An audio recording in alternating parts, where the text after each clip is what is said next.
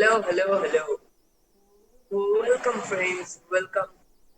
And today is a great morning because today what I'm going to show you is just a thrilling match between this amazing guy, Mikhail Tal. Wow. With a thought, it's just making me like very what to do, just things. So, not waste much time and let's move on to see what this man did. Let's go, guys, to find out the most amazing Mikhail Dals, one of the most sacrificing queen and also winning move. Let's find, let's go with that. So here, Mikhail Tal is as white pieces and the opponent is Alexandra Capon. This was a match, just thrilling match, and just make made Mikhail Tal one of the like a great player in chess. So let's find and apply that in the game of ours and follow how Mikhail Tal did his work. So let's go. So here, white pieces is as Mikhail Tal and black pieces opponent Alexandra Kebab. So let's go. Mikhail Tal plays e4. Alexandra gives the reply with the English opening, that is c5.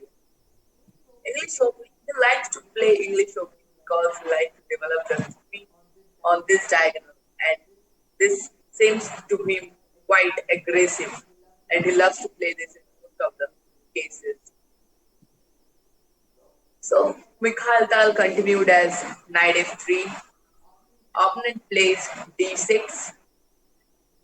Then comes the obvious move d4, just to make a good center of Mikhail Tal. And also, if he takes, he will take back with the knight, and knight will get a big, great square. And this was how Mikhail Tal's plan go in both the sections. This is how Mikhail Tal loved to play. That he want to do that. If he takes, that's also my advantage, and if it doesn't take, that's also mine advantage. This is so loving, and I love this very much.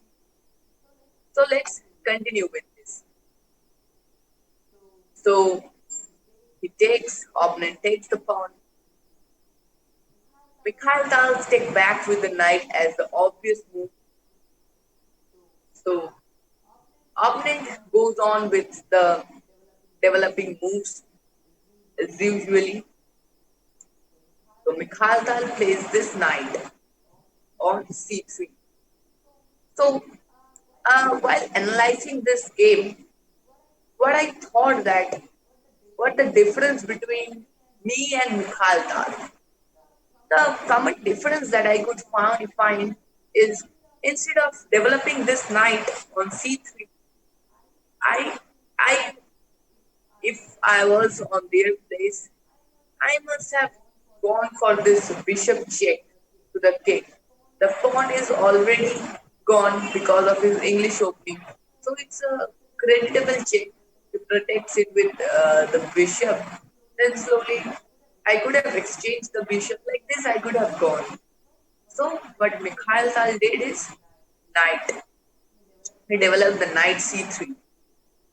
So opponent gave a good response to it as a6, stopping this bishop from the check. Wow, it seems quite good move. Okay, so still now opponent has doesn't took any risk, uh, and opponent seems defending the position, and it seems a good position for him. So let's start. What Mikhail Tal did over here is he goes for bishop. It seems quite logical, not unnecessary, but also not that logical move because after this he has to move this bishop back, and it is just to me a wastage of movement. It doesn't seem to me. Or even he trying for taking this knight, making this pawn a safety from this knight or something like this. Let's proceed with this. He obviously tried to move his pawn because he doesn't want to lose his pawn structure by if he takes that by taking. So it's good. So now, what you could find, guys, over this position of Mikhail Tal. Yes, you are correct. He has a really strong structure of center. This knight is protecting this diagonal. This is this. This all are protected by any of his pieces. And it has a wonderful center. Wow. It seems quite good. Really, guys. This whole center is blocked by Mikhail Tal's pieces. And that's a great, I mean, a really good effort by Mikhail Tal. So he proceed with Bishop. Why do you know why he developed his Bishop? Yeah, because after this, his knight, if he doesn't develop his Bishop, let's think practically about that. If he doesn't develop his Bishop on the next move, and let's say play something like developing this knight. So what is coming is this pawn, right? This pawn takes, and this knight is on danger now as it is pinned with this. And this really seems quite logical. So let us move on to what Mikhail Tal plays. Mikhail Tal goes with bishop. Yeah, that's truly good. That's truly a very good move. So what Mikhail Tal will continue as he did queen, queen f3. Um, it may be like after pushing this pawn, making this pawn as weak one or something like that. Okay, let's move on to the game, and this is becoming a quite thrilling game, right, guys? What a thrill in my body is now. So let's start. He also plays the queen because he will try to develop his bishop now without losing this pawn from the support. So it's good. Mikhail Tal castles. And now, what blunder the opponent is made is, according to me, it's a blunder because what opponent plays is knight, knight b d7.